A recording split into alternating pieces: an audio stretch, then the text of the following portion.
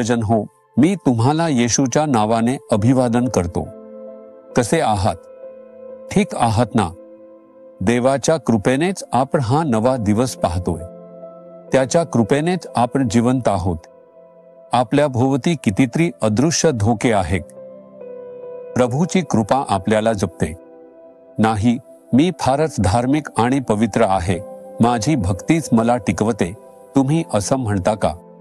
आपली भक्ती, पवित्रता किंवा धार्मिकता नव्हे, तर देवाची कृपाच हे सर्व आहे. तुम्हाला माहिती आहे का कृपा म्हणजे काय? जी व्यक्ती पात्र नाही तिला देव दाखवतो तो उपकार म्हणजे कृपा. आपण कधी हे जाणलं आहे का? प्रभूने मला आशीर्वाद द्यावा यासाठी माझ्यात काय पात्रता आहे? त्याचा मूल म्हणून मला ओळख मिळावी यासाठी माझ्यात काय पात्रता आहे? ही कृपेमुळेच मिळाली आहे.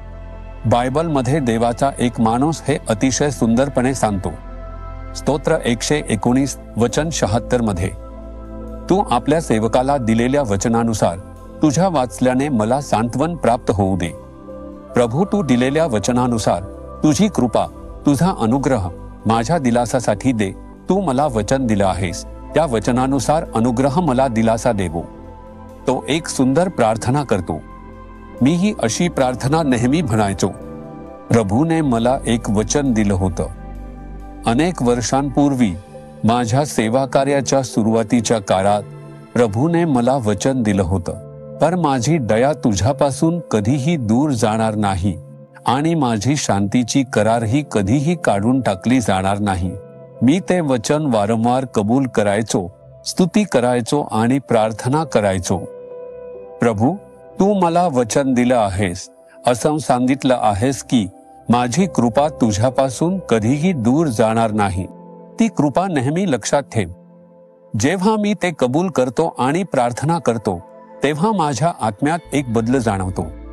माझ्या आध्यात्मिक जीवनात मला ताजेपणा आणि नवीन बळ दिसतं. हीच देवाची कृपा आहे.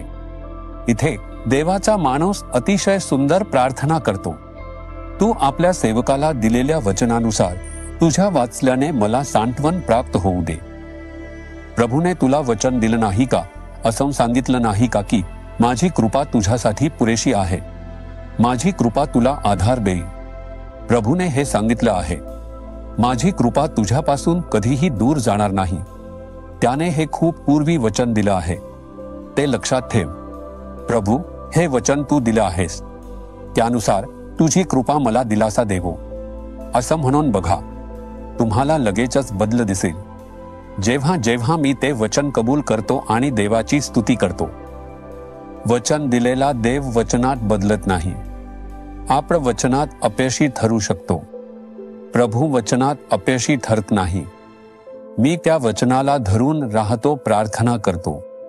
प्रभू, मी विश्वासू नसतानाही तू विश्वसनीय आहेस. तू मला वचन दिलं. तू म्हटलं आहेस तू मला कृपा देशील. मी कृपेची अपेक्षा करतो. मी अशा प्रकारे प्रार्थना करत राहिलो की माझ्या आध्यात्मिक जीवनात एक अद्भुत बदल घडताना मी पाहिला आहे. मग का तू चिंतित आहेस? तुझ्याकडे देवाची कृपा आहे. प्रभूने आपल्या कृपेच्या बाबतीत वचन दिलं आहे. आज म्हणा, प्रभू, तुझी दयाळू कृपा तुझ्या वचनानुसार माझ्या दिलास्यासाठी असो. बदल होईल. ज्या गोष्टीची तू अपेक्षा केली आहेस त्यात चमत्कार घडेल. हा तुझ्या चमत्काराचा दिवस आहे. हा दिवस आहे जेव्हा त्याची कृपा प्रकट होईल. हा दिवस आहे जेव्हा प्रभू आपल्या कृपेप्रमाणे तुझ्यावर दया करेल. तू का चिंतित व्हावं? माहित आहे का ही कृपा कशी मिळाली? कारण प्रभू आपल्यासाठी क्रुसावर मरण पावला. त्याने आपल्या जागी मरण पत्करले, आपल्यासाठी दुःख सहन केले, तेव्हा ही कृपा मिळाली. लक्षात ठेव, स्वतःला नम्र कर. तो नम्र जणांना कृपा देतो. स्वतःला नम्र कर, प्रभूचे स्तुती कर. त्याची कृपा तुला दिलासा देईल.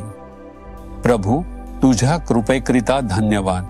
तू मला दिलेल्या कृपेच्या वचनाबद्दल धन्यवाद. ते वचन लक्षात ठेव आणि मला दिलासा दे. या मुलाला मुलीला दिलासा दे. तू या मुलाला मुलीला दिलेल्या कृपेच्या वचनाची आठवण ठेव. त्यांच्या आयुष्यात आत्ताच एखादे चमत्कार घडू दे, बदल घडू दे, दुःख दूर होऊ देत. आज त्यांना अद्भुत गोष्टी पाहण्यास कृपा दे. येशूच्या नावाने आमेन आमेन. जीसस रिडीम मराठी ह्या YouTube चॅनेलला सबस्क्राईब करा. सबस्क्राईब बटनावर क्लिक करा आणि बेल चिन्हावरही क्लिक करा. दररोजच्या नवीन कार्यक्रमांची माहिती मिळवा.